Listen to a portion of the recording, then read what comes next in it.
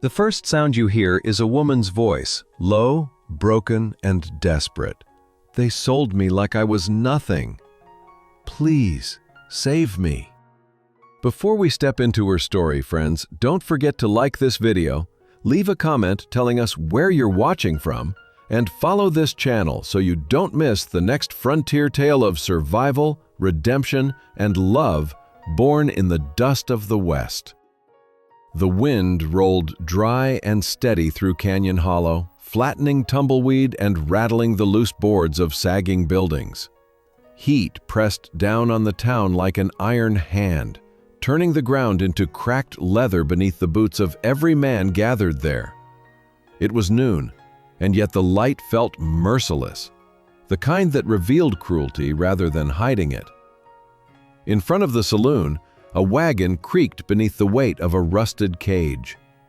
Inside that cage sat Naya, just 24, Apache by birth and prisoner by trade. Her knees were drawn to her chest, arms locked around her ribs that showed faintly through the torn deerskin dress. The fabric had ripped high at the thigh, exposing sun-darkened skin that spoke of work, not luxury. Her neckline had split at the seam, leaving too much revealed, but there was no extra cloth to hide behind. Her black hair hung in thick, tangled strands, matted with dirt and wind. Her lips cracked, her eyes unblinking. Naya looked out through the bars without pleading, because she had learned pleading only made the laughter louder. The showman barked from beside the wagon wheel, his face raw with sunburn and his voice oiled with drink. $5, $5 for this fine young specimen. Fresh Apache blood, strong and shapely. Won't last long on this discount."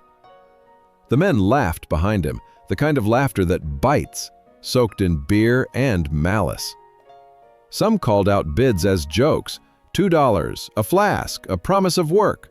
But not one of them saw her as a person. And yet the worst wound had not come from strangers. It had come from her own people. Hunger and thirst had driven her village into desperation. She had refused the war chief's son, refused to be claimed like cattle, and for that refusal she was led barefoot into the night, traded away for a walk. Wade had come to Canyon Hollow for nothing more than nails, oats, and wire. He did not come for trouble. But trouble had a way of finding those who still carried quiet strength. Naya looked up once, only once, and her voice, hoarse from thirst, broke free. "They sold me like I was nothing. Please, save me." She hadn't meant to speak, but somehow the sound crossed the dust and found the one man willing to hear. Wade shifted his weight, reached into his coat, and drew out a single gold coin. He flipped it into the showman's palm, his voice rough but steady. $5. Laughter followed, crude and sharp. The showman grinned, calling her a pet, but Wade didn't answer. He walked to the cage, took the key from its nail, and opened the door himself. He did not drag her, he did not grab her. He only held out his coat, worn, soft, smelling faintly of pine and leather, and waited. That was how it began, not with a rescue bathed in glory, but with a coat, a coin, and a man too quiet to explain why he could not walk away. Wade's coin clinked into the showman's palm, a sound too small for the weight it carried. The crowd laughed, coarse and heavy, expecting a spectacle. But Wade Coulter didn't spare them a glance. His pale green eyes stayed fixed on the cage, on the woman inside who hadn't moved when the lock scraped metal against nail. He stepped forward with the slow certainty of a man who wasted nothing. The crowd expected him to drag her out, to prove ownership with force. Instead, he slipped off his coat, brown and worn, soft from years of weather. Holding it steady, he offered it through the bars. No leer, no demand, just patience. Naya stared, suspicion warring with hunger for shelter. Was this another trick, another humiliation? Her hands trembled, but at last she reached out. The weight of the coat startled her. Warmth, scent of pine, sweat, and leather. Shelter without strings. She pulled it tight, ribs hidden, shoulders eased the slightest fraction. The showman barked about a fine purchase. The men laughed crude and loud, but Wade ignored them. He walked to his horse, pausing only long enough to see if she followed. Naya's bare feet struck the clay, pain flashing. Distance and wind. Brush and stone replaced buildings, the whistle of air replacing drunken laughter. With each mile, Naya's grip loosened from fear and tightened instead on the coat-wrapped clothes. She still didn't know his name. She didn't know why he had stepped forward when no one else did. But she remembered his eyes, calm, unafraid. The way he had looked through bars without pity, without claim. That unsettled her more than cruelty ever had, because she had no practice with men who wanted nothing. Her thoughts turned back to the village, to the faces turned away, to the silence that cut deeper than words. She wondered what they would think now, seeing her ride west with a stranger, carrying his coat like a shield. Anger rose bitter and sharp, tangled with something quieter she didn't dare call hope. Not yet. Something smaller, like the thought that tomorrow might not begin behind bars. The sun dropped lower, shadows stretching long across the mesa.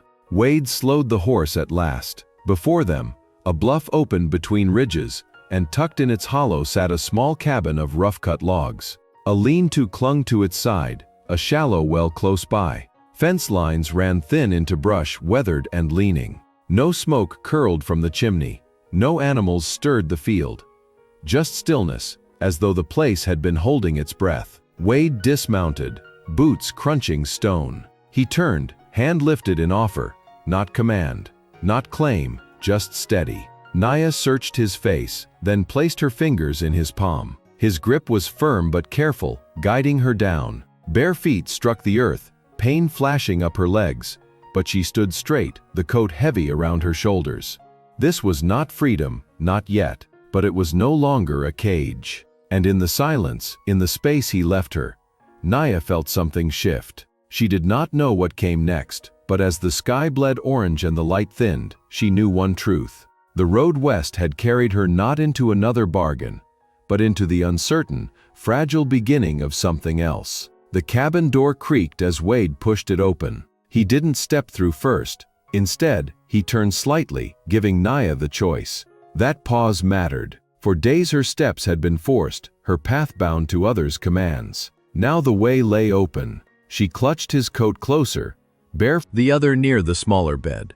He didn't watch her decide. He sat, spoon scraping slow, silence left open for her to claim if she wished. Hunger gnawed at Nia's ribs, yet her hands trembled. In the cage, food had been tossed in like scraps. Now the bowl waited, steady, hers to reach for. At last she lowered herself by the fire, cross-legged, coat wrapped around her, and ate. Small, careful bites, each loosening the knot in her chest. Wade didn't look at her. He ate his portion as if nothing unusual had happened. That absence of claim meant more than kindness. When they finished, Wade carried his bowl to the basin and rinsed it. Then he stepped outside without explanation. Nia froze, until she saw the door left cracked behind him. A choice. She sat long by the fire, blanket folded at her feet, the silence pressing not like threat, but like a question. At last she rose, body aching from days in chains. She shut the door, slid the latch into place. Not because she feared him, but because at last she had something of her own to guard. She lay down near the smaller bed, blanket wrapped tight, and let exhaustion claim her. Her jaw, clenched for days, finally loosened. Later, Wade's boots scuffed the porch. He entered, saw her asleep, and said nothing. He placed a log on the fire, stirred embers back to life, then settled into a chair. Elbows on knees, eyes on the flames. He didn't sleep. Silence had been his companion for years, but tonight it was different. The cabin no longer empty. Another breath, another heartbeat filled the air, and though he didn't name it, a small weight lifted from his chest. Morning came pale and cold. Wind hissed against the boards. Nia stirred beneath the blanket, rough wool scratching her skin. For a moment she forgot where she was, until the smell of wood smoke and the scrape of metal reminded her. Wade crouched by the stove, feeding kindling with practiced care. He didn't turn when she rose. He didn't ask why she hadn't taken the bed. He simply poured water into a tin cup and set it on the table, one for her, one for himself. She moved slow, stiff from the floor, coat drawn close. When she reached the table, he gave the faintest nod. Not command, not welcome, just acknowledgement. It was enough. She sat. He sat opposite. The silence at the table, his shoulders bent, hands wrapped around a tin cup that steamed faintly in the cold air. He had already been outside before dawn, splitting kindling, walking the ridge, watching the horizon like a man who trusted little beyond what his own eyes confirmed. When he came back in, Naya had stirred from her blanket on the floor, slow, uncertain, but more rested than the night before. She sat across from him now, coat still wrapped tight, her dark hair tangled around her face. For a long while neither spoke, just the sound of the fire settling between them. Wade ate with steady rhythm, each motion deliberate. Finally, he set his spoon aside and looked at her directly for the first time since she'd woken. His voice was rough, gravelly from disuse. "You got a name?" Naya blinked, lips parting but no sound coming at first. She hadn't been asked in days, maybe weeks.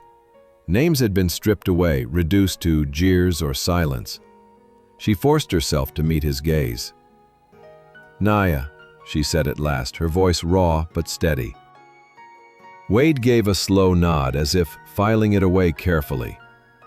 "I'm Wade," he replied. "Wade Coulter." Nothing more.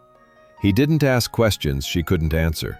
He didn't demand a story or an oath, just offered his own name in return, simple as laying a tool on the table. The silence after felt different, not as sharp. Naya stared down at her bowl, fingers tightening around it.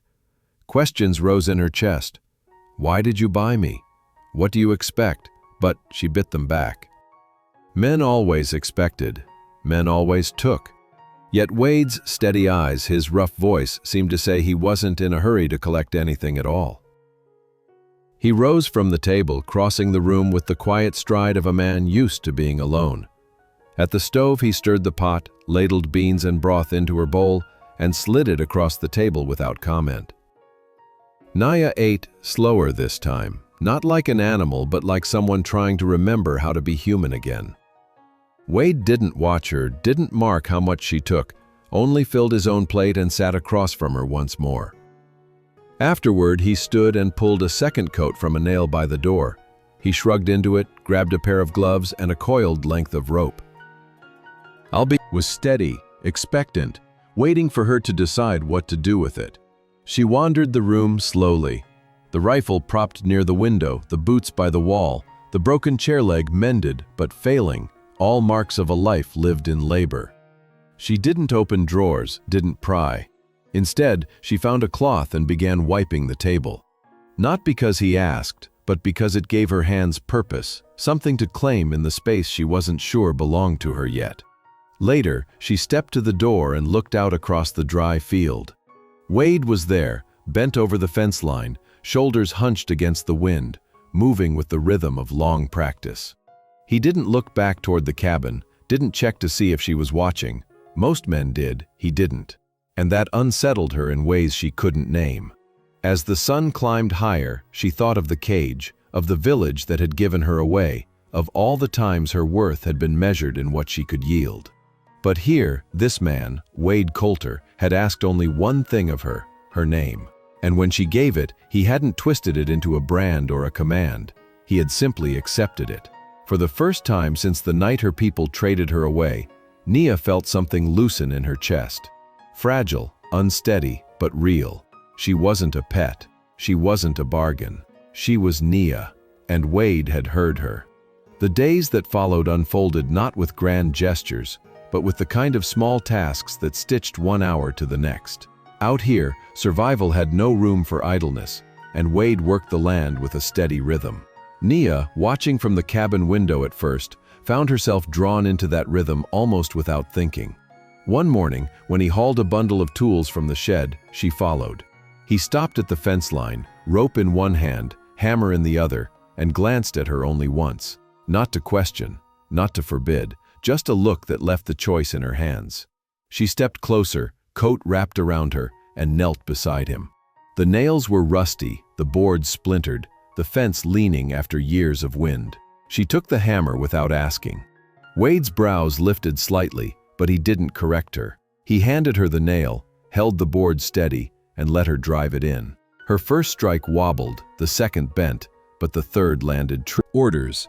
When she faltered, he gave her time. When she stumbled, he offered his arm and let her decide if she would take it. She learned the shape of his silence, firm but not heavy, careful without smothering. He learned the shape of her resilience, frail at first, then sharper, steadier, like a branch regaining strength after a storm. One evening, as the sun burned low over the mesa, Wade mended tack near the porch while Nia sat by the fire pit sewing the hem of her torn dress. The thread was short, the needle bent, but her fingers worked with the focus of someone who needed to reclaim what little was hers. Wade glanced over once, watching her patch fabric back into dignity. She felt his gaze, stiffened, then looked up. He didn't look away fast enough. Their eyes held a beat longer than habit allowed, and in that look there was no ownership, no pity, only recognition. Two people scarred by loss, choosing not to say it aloud. Later, when darkness settled and the fire crackled low, she touched his wrist lightly. Just a brush, just long enough for him to still. "Thank you," she whispered, her voice trembling but firm. His jaw tightened. "I didn't save you," he said quietly. "I just opened the cage." She met his eyes. "You gave me the first night. I didn't run." His silence was answer enough. The next morning, their work resumed. Wade repaired the chicken coop roof while Nia hauled nails from the shed. She caught her dress on a jagged board, fabric tearing at the seam. She cursed under her breath, startling herself, then froze when she heard Wade's low chuckle. He hadn't laughed in years, but the sound slipped out like something long buried. She glanced at him, surprised, and he shook his head slightly, returning to his task. But she carried that sound with her all day, turning it over like a pebble in her pocket. Trust deepened not in words, but in how they moved together. He left tools in plain sight now, no longer locking them away. He left the cabin door open while he worked outside, no fear of her running. And Nia stopped asking herself whether she should leave. Her hands cleaned the table each night, fed the fire each morning, stitched broken straps without being told. It wasn't obedience, it wasn't debt. It was her way of saying, "I'm still here." Wade noticed, when her shirt slipped over her shoulder while hauling water. His eyes caught it, but them knew. Something was growing here. Something as fragile as firelight. Something as stubborn as fence posts against the wind. The days lengthened, each one stitched together with the rhythm of labor, splitting wood, mending fences, cooking simple meals. It might have gone on that way, quiet and steady, if not for the paper Wade brought back one late afternoon. He had ridden into town for salt and nails, nothing more, but when he returned, his shoulders carried a weight heavier than the sacks in his saddle. Nia was at the well when he came, hair tied back, sleeves rolled to her elbows, her hands wet and red from the cold pump water. She saw it in his face before he spoke, the hard set of his jaw, the stillness in his eyes. He walked past her to the cabin, boots grinding over gravel, and laid a folded notice on the table. The parchment was creased, ink faded but legible. Nia stepped inside slowly, her damp hands leaving small prints on the doorframe. She unfolded it, and the words burned into her chest. A bounty list, Apache women, runaways, described as property. Her throat tightened when she saw a name close enough to hers that it made her blood run cold. She looked up at Wade, panic flashing in her eyes. "Where did you get this?" "General store," he answered. His voice was low but steady, posted near the back wall. "Did anyone see you take it?" Her words rushed, heavy with fear. "No," he said, "not yet. But if they come asking," he didn't finish. He didn't need to. The silence filled with the truth neither of them wanted to name. Nia stepped back from the table, pressing her palms against her stomach as if to keep from breaking. "I thought we were far enough," she whispered. "I can't," her breath caught. "I can't go back to a cage." "You won't," Wade said, his voice cut through the air, firm enough to stop her trembling. He moved closer, not reaching, not crowding, just standing where she could see the scar along his jaw, the resolve etched in every line of his face. "I won't let them take you." Something in his tone steadied her, but fear still clung like cold water. She turned toward the window, eyes scanning the ridge, every shadow now a threat. Outside, the land stretched wide and quiet, but she could almost hear hoofbeats in the distance, smell the dust of riders drawing, and check the shutters twice before sitting down. Nia's voice broke the silence, soft but steady. "If they come again, and they try to take me, "They won't," Wade said, cutting her words short. "But if they try—" He turned then, pressing his palm to the side of her face. His hand was rough, calloused, but steady. "They'll have to kill me first." Her breath hitched. She didn't cry, but her hand rose to cover his, holding it there against her cheek. For a long while they stayed like that, the fire casting shadows across their faces, the night outside too quiet to trust. Sleep came slow. Every creak of the cabin boards, every groan of wind felt like a warning. Wade lay on his side of the bed, eyes open, listening. Nia lay beside him, her body stiff with fear until his arm brushed hers in the dark. Not possessive, just present. Her muscles eased by inches. She didn't sleep deeply, but when her eyes closed, she wasn't alone. The next morning, Wade walked the perimeter before sunrise, his boots leaving fresh tracks in the frost. He scanned for signs, hoofprints, broken brush, smoke trails, but found nothing. Still, his eyes stayed sharp, his shoulders tight, as though danger might step from the horizon at any moment. Nia watched from the porch, blanket wrapped around her shoulders, and felt both the fear of being hunted and the strange strength of knowing she wasn't facing it alone. By noon, Wade reinforced the back window with another board. He shifted tools closer to the cabin, stacked extra firewood by the stove, and moved supplies into the cellar. Nia packed a small satchel for the first time since arriving, not to run, but to be ready. She placed only what mattered: a knife, a clean shirt, dried corn, and a small bone pendant from her childhood. She stitched the bag shut herself, each pull of the thread a vow. They didn't speak of leaving, they didn't speak of surrender. They cooked their supper as usual, sat at the table as usual, and let the silence hold what words couldn't. But the knowledge sat heavy between them, sharp as the rifle gleaming near the bed. The world had not forgotten her, and if it came knocking, they would face it together. The fear of the bounty lingered like smoke after a fire, but it went into something companionable. Nia swept the floor while Wade mended tools, and the hush between them was not heavy but steady, like the space between two heartbeats. At supper, she no longer ate like she feared it would be taken from her. She ate slowly, deliberately, while Wade gave her the larger portion without comment. That simple gesture became its own kind of vow. She was not an afterthought, not a burden. Still, something deeper pulled at them, an unspoken current that grew harder to ignore. One evening, a storm rolled in, wind rattling the shutters and whistling through the cracks in the roof. The fire burned hot, but the draft pressed cold into the room. Nia sat near the hearth, mending the hem of her dress with her last bit of thread, while Wade sat at the table nursing coffee gone lukewarm. His eyes lingered on her, not with hunger, but with restraint that carried its own weight. She felt it, that gaze steady on her hands, on the way her hair caught the firelight. Her chest tightened. She set the needle down. "Do you ever wonder," she asked softly, "what might have happened if you hadn't been there that day?" Wade's jaw worked once, but he didn't look away. "I try not to," he said. His voice was low, steady. "It's the only part of that town I don't regret." Her breath caught. She looked at him then, really looked. The scar along his jaw, the lines carved deep from years of silence, the pale eyes that didn't flinch even now, and something inside her shifted.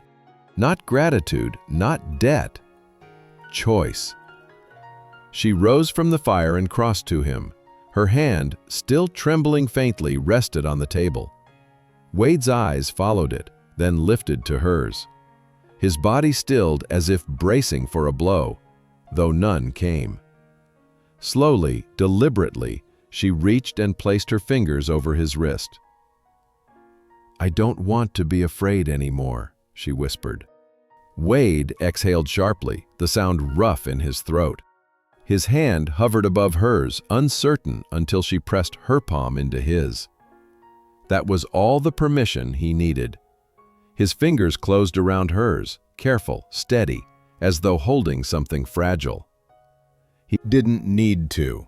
For the first time since the cage, Nia slept without her jaw clenched, her body curled not in fear, but in choice. And Wade, for the first time in years, fell asleep holding someone who was not already gone. Morning came pale, silvering the frost outside. When Wade rose, Nia rose too. She moved beside him, poured his coffee, set 2 cups instead of 1. He didn't smile, not fully, but his eyes softened as he watched her. Later, as he went to the field, she walked with him, not behind. Their shadows stretched together across the ground, 2 figures moving side by side. They hadn't spoken vows, hadn't named what was changing between them, but it was clear in every gesture. She wore his shirt loose now, her hair brushed, her voice no longer hesitant. He met her eyes more often, not because of her shape, but because she was speaking without words, and he was finally listening. In the hush of that morning, as frost melted from the grass, and the sun broke slow over the ridge,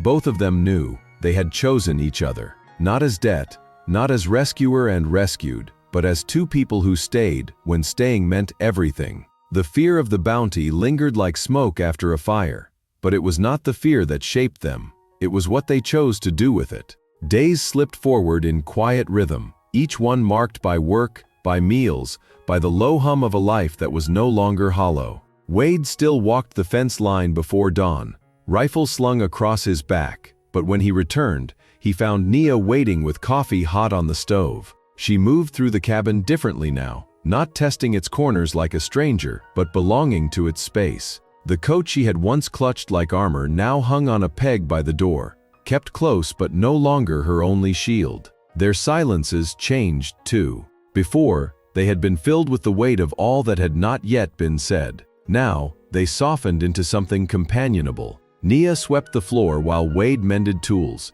and the hush between them was not heavy but steady, like the space between 2 heartbeats. At supper, she no longer ate like she feared it would be taken from her. She ate slowly, deliberately, while Wade gave her the larger portion without comment. That simple gesture became its own kind of vow. She was not an afterthought, not a burden. Softly, "What might have happened if you hadn't been there that day?"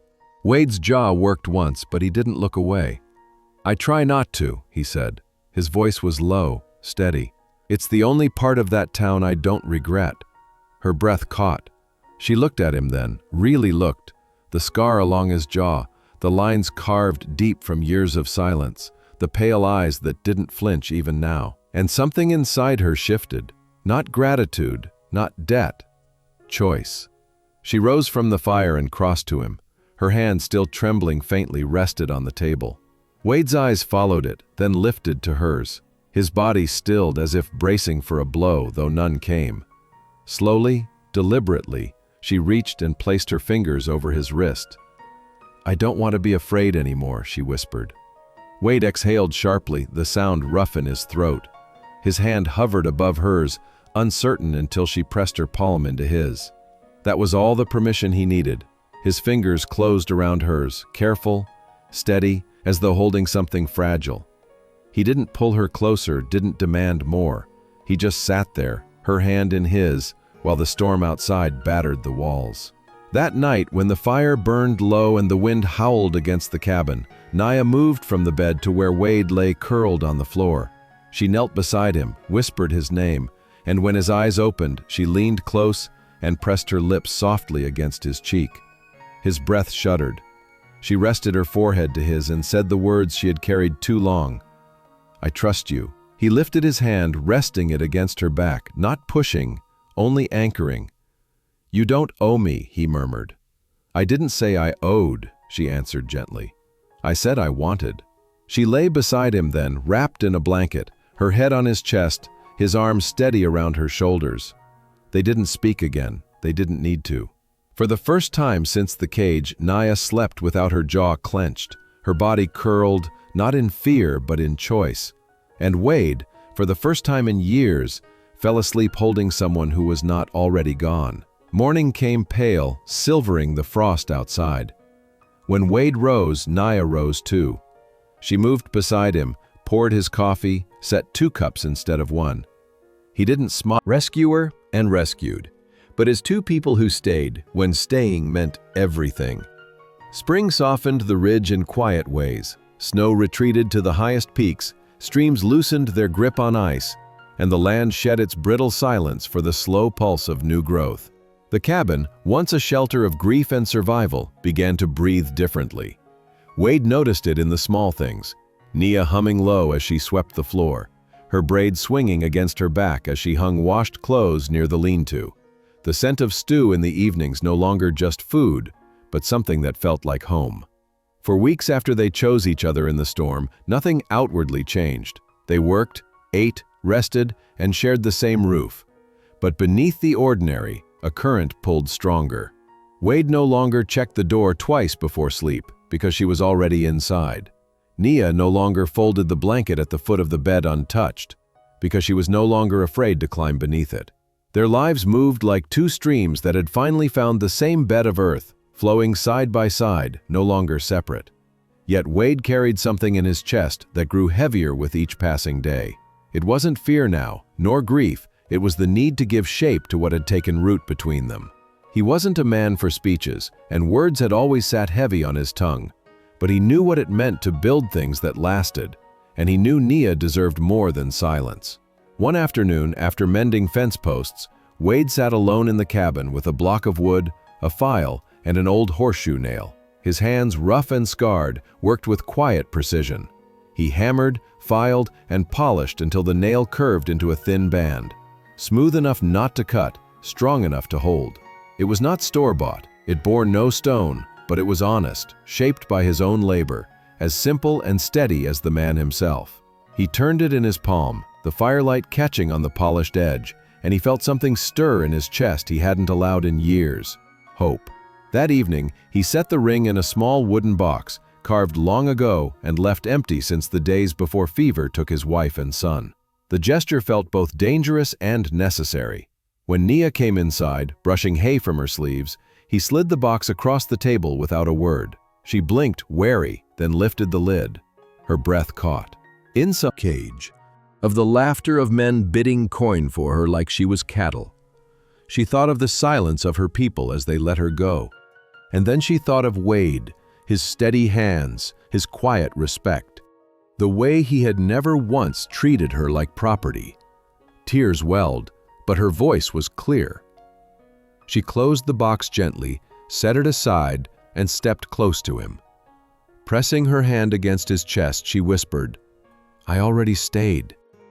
Now, I just want to belong."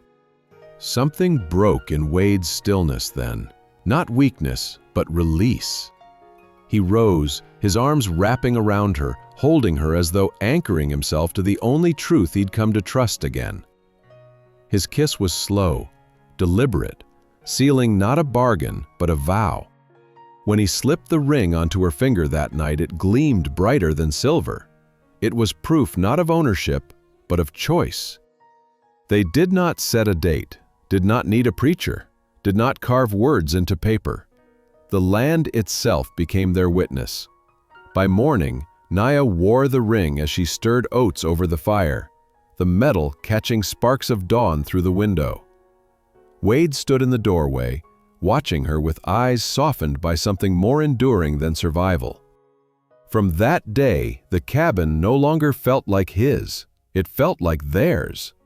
A second chair pulled closer to the table, her mended saddlebag hanging beside his old rifle, her braid drying by the fire, while his boots dripped snow near the door. Each detail carried the weight of permanence, and when Wade carved their initials into the porch rail with his hunting knife, W+N, it was not for possession, but for memory, a quiet mark of 2 souls who had endured cages, grief, and storms, and had chosen, against all odds, to stay. Peace held for a while, like the soft stretch of spring mornings when the land promised nothing but growth. The cabin had settled into a rhythm that felt almost unbreakable. Wade rose early, the ring on Nia's finger glinting in the pale light as she stirred the fire. She worked beside him, her laughter rare but real when a hen pecked his boot, or when the stubborn horse refused a bridle. They were no longer just surviving, they were building. Each fence post set straight, each melt onto the porch. His eyes were sharp, searching, and when they fixed on Wade, they carried no warmth. "Evening," the stranger said. Wade didn't answer, only studied him.